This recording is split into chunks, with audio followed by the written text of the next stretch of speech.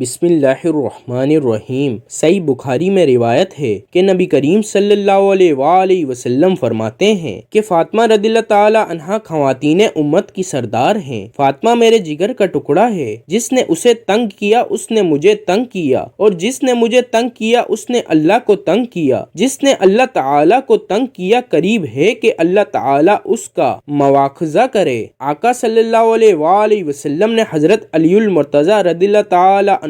اور سیدہ فاطمہ رضی اللہ تعالی عنہا کے درمیان خانگی امور کی تقسیم اس طرح فرمائی کہ فاطمہ اندرونی کھانا سارا کام سر انجام دیں گی، اور علی المرتضی رضی اللہ تعالی عنہ بیرونی کھانا کے فرائض سر انجام دیں گی۔ سرکار دو عالم صلی اللہ علیہ وآلہ وسلم جب غزوہ احد میں زخمی ہوئے تو حضور صلی اللہ علیہ وآلہ وسلم کی زخموں کی مرہم پٹی کا بے مثال کارنامہ سر انجام دینے والی شخصیت سیدہ فاطمہ رضی اللہ تعالی عنہا ہیں، اور بخاری شریف میں ہے کہ سیدہ فاطمہ رضی اللہ تعالی عنہا غزوہ احد میں حضور صلی اللہ علیہ وآلہ وسلم کے زخموں کو دھو رہی تھیں، اور سیدنا علی المرتضی رضی اللہ تعالی عنہ پانی ڈال رہے تھے۔ جب دیکھا کہ پانی ڈالنے کی وجہ سے خون بہہ رہا ہے تو ایک چٹائی جلا کر اس کی راکھ زخموں پر لگائی، جس سے خون بند ہو گیا۔ حضور صلی اللہ علیہ وآلہ وسلم سیدہ فاطمہ رضی اللہ تعالی عنہا سے بہت محبت کرتے تھے۔ جب ملنے کی غرض سے تشریف لاتی تو حضور صلی اللہ علیہ وآلہ وسلم ان کے استقبال کے لیے کھڑے ہو جاتے، ماتھے پر بوسہ دیتے اور اپنے ساتھ بٹھا لیتے۔ جب حضور صلی اللہ علیہ وآلہ وسلم ان کے یہاں تشریف لے جاتے تو سیدہ فاطمہ رضی اللہ تعالی عنہا احتراماً کھڑی ہو جاتی، آپ کے دست مبارک کو بوسہ دیتی اور اپنی نشست پر بٹھا لیتی تھیں۔ سیدہ فاطمہ رضی اللہ تعالی عنہا کی عمر 29 سال تھی جب حضور نے رحلت فرمائی۔ حضور کو حضرت فاطمہ سے بڑی محبت تھی، کیونکہ اب صرف اولاد میں وہی حیات تھیں۔ حضور صلی اللہ علیہ وآلہ وسلم نے وصال سے ایک دن قبل ان کو اپنے پاس بلایا، اور جب تشریف لائیں تو آپ نے ان کے کان میں باتیں کہیں۔ سیدہ فاطمہ رضی اللہ تعالی عنہا رونے لگیں، پھر بلا کر کان میں کچھ کہا تو ہنس پڑیں۔ جب سیدہ فاطمہ رضی اللہ تعالی عنہا سے حضرت عائشہ صدیقہ رضی اللہ تعالی عنہا نے پوچھا کہ حضور صلی اللہ علیہ وآلہ وسلم نے کیا فرمایا تھا، تو عرض کرنے لگی کہ پہلی دفعہ آپ نے فرمایا کہ میں اسی حالت میں انتقال کروں گا تو مجھے رونا آ گیا، اور دوسری دفعہ فرمایا کہ میرے خاندان میں سب سے پہلے تم ہی مجھے آ کر ملو گی تو میں ہنسنے لگی۔ ناظرین، ایک بار ابو جہل نے حضرت فاطمہ رضی اللہ تعالی عنہا کو تماچا مارا، یعنی ابو جہل نے حضرت فاطمہ رضی اللہ تعالی عنہا کو ایک زوردار تھپڑ مارا، اور آپ رضی اللہ تعالی عنہا بہت روئیں اور روتے ہوئے اپنے والد کے پاس پہنچی۔ تو ناظرین، یہ واقعہ آپ سن کر حیران ہو جائیں گے۔ ناظرین، ایک بار ابو جہل اپنے دوستوں کے ساتھ راستے کے کنارے کھڑا ہوا تھا اور بات چیت کر رہا تھا۔ جیسے ہی اس نے دیکھا کہ محمد صلی اللہ علیہ وآلہ وسلم کی بیٹی فاطمہ آ رہی ہے، وہ اتنا بڑا ظالم تھا کہ اس بدکار نے حضرت فاطمہ رضی اللہ تعالی عنہا کو چڑھانے کے لیے آپ کو آواز دی، اور آپ کے والد حضرت محمد صلی اللہ علیہ وآلہ وسلم کے بارے میں غلط باتیں کہہ کر ہنسنے لگا اور آپ کو چڑھانے لگا۔ حضرت فاطمہ رضی اللہ تعالی عنہا کی عمر اس وقت 6 سال تھی اور آپ چھوٹی سی تھیں۔ اپنے والد کے لیے ایسے الفاظ آپ برداشت نہیں کر پائی اور آپ کے قدم رک گئے۔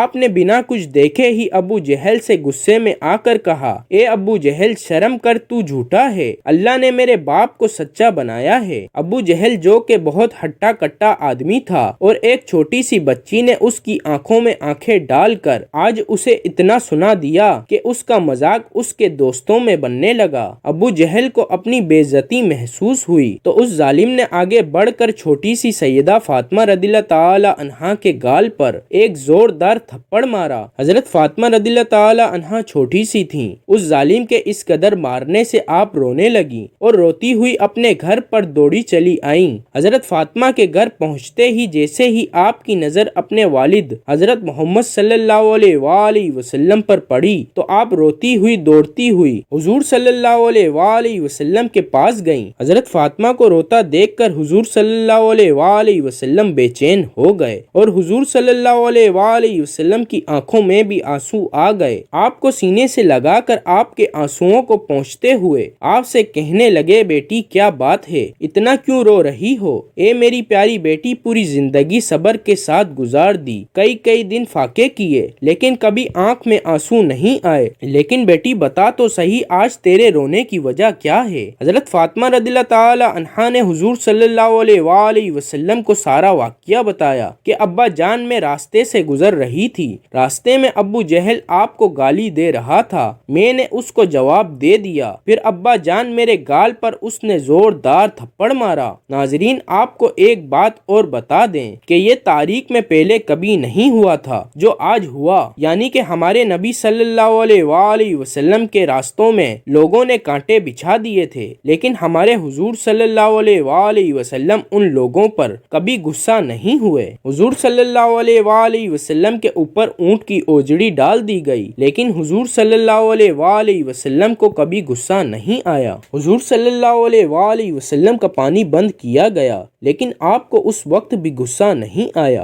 حضور صلی اللہ علیہ وآلہ وسلم کو اتنا پریشان کیا گیا کہ آپ کو مکہ چھوڑنے پر مجبور کیا گیا، لیکن پھر بھی آپ کو ان لوگوں پر غصہ نہیں آیا۔ آپ صلی اللہ علیہ وآلہ وسلم نے کبھی ان لوگوں کو برا بھلا نہیں کہا، نہ ہی آپ نے کبھی ان لوگوں کے لیے بد دعا کی، لیکن آج اپنی پیاری بیٹی کو، اپنے دل کے ٹکڑے کو اس قدر روتا ہوا دیکھ کر حضور صلی اللہ علیہ وآلہ وسلم کو اتنا غصہ آیا، اتنا جلال آیا کہ آپ نے اپنی بیٹی سے کہا کہ فاطمہ جاؤ ابو سفیان کے گھر جانا اور ان سے کہنا کہ تمہیں ابو جہل نے مارا ہے۔ ابو سفیان سے کہنا کہ وہ ابو جہل سے کہے کہ وہ فاطمہ سے معافی مانگے، ورنہ آج میں اللہ کی بارگاہ میں اپنے ہاتھوں کو اٹھا لوں گا، اور قسم خدا کی کہ اگر میں نے اپنے ہاتھوں کو اٹھا لیا تو ابو جہل کی نسلیں برباد ہو جائیں گی، اس کا نام و نشان مٹ جائے گا۔ جاؤ بیٹی ابو سفیان سے اتنا کہہ دینا۔ سیدہ فاطمہ زہرا روتی ہوئی ابو سفیان کے گھر پہنچی۔ ناظرین آپ کو بتا دیں کہ ابھی ابو سفیان ایمان نہیں لائے تھے